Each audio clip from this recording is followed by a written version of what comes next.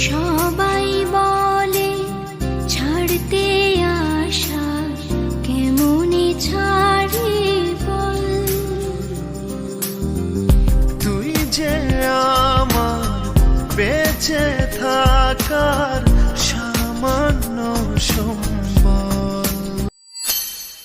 আচ্ছা, আপনি কয়দিন বাঁচবেন বলেন তো? 50 বৎসর, 60 বৎসর, বড় জোর 70 বৎসর। গড়াইও হিসাব করলে এর চেয়েও কম। বৎসরে কয়দিন? 365 দিন। প্রতি মাসে কয়দিন? 30 দিন। এইভাবে হিসাব করলে কিন্তু আপনি অনেক দিন বাঁচবেন না।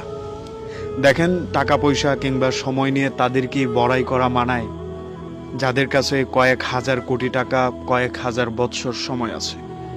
কিন্তু আমি আর আপনি যেই সময় নিয়ে পৃথিবীতে এসেছি তা আমাদের বেঁচে থাকার তুলনায় কিংবা আমাদের অর্জনের তুলনায় অথবা নিজেদেরকে প্রমাণ করার তুলনায় খুবই অল্প।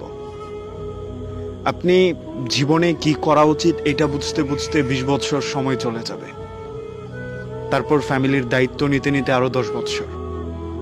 নিজে কিছু করবেন ভাবছেন, দেখবেন ধীরে ধীরে আপনার 40 হয়ে গেছে।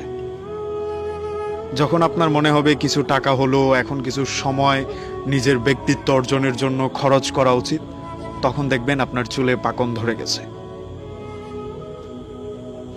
এরপরে আপনি 50-এ মোটামুটি পৌঁছে যাবেন। তখন অল্প বয়সের মতো ক্লিয়ার সবকিছু দেখতে পাবেন না। চোখে হালকা ঝাপসা দেখবেন, চোখের বারান্দায় চশমা উঠে যাবে, মানুষের সাথে আর তেমন মেজাজ দেখাতে ইচ্ছে করবে না, সবকিছু নিয়ে রাগারাগি করতে ইচ্ছা করবে না, সবার কথার প্রতিবাদ কিংবা প্রতি উত্তর দেওয়ার আগ্রহটাও আপনার ভেতরে থাকবে না। যা ইচ্ছা করে ফেলি এই মন মানসিকতাটা তখন চলে যাবে। দেশ ছেড়ে বিদেশে গিয়ে কিছু করবেন সেই ইচ্ছাটা ভেতর থেকে হারিয়ে যাবে।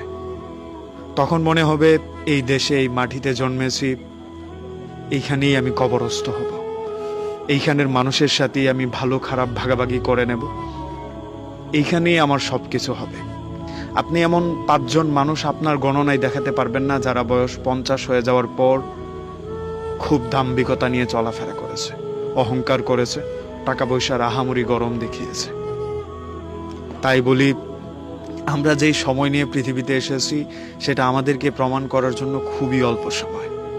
অহংকার করা তাদেরই সাজে যাদের হাজার কোটি টাকা থাকে। দাম্ভিকতা তাদেরকে দিয়েই মানায় যাদের হাতে হাজার খানেক বৎসর থাকে। আমি আপনি যেই সময়টা নিয়ে এসেছি সেটা খুবই সংকীর্ণ। আপনি যৌবনে ওঠার পর চিন্তা করতে থাকেন, দেখবেন আপনি হিসাবই মেলাতে পারছেন না আপনার কি করা উচিত। ভালো একটা জব হওয়ার আগে আপনার চুলে পাকন ধরে গিয়েছে, স্টাবলিশড হওয়ার আগে আপনার বডিতে একটা সমস্যা হয়ে গিয়েছে। আমরা খুবই দুর্বল এবং অল্প সময় নিয়ে আসা পৃথিবীতে একমাত্র প্রাণী। তবু আমাদের অহংকারের শেষ নেই। মনে হয় কবরের মাটি পেটের ভেতরে না ঢুকলে আমাদের কোনো অহংকারই শেষ হবে না। এই জায়গাটা থেকে বেরিয়ে আসা উচিত, নতুন করে ভাবা উচিত, মানুষ হয়ে অ্যাটলিস্ট পৃথিবী থেকে বিদায় নেওয়া উচিত।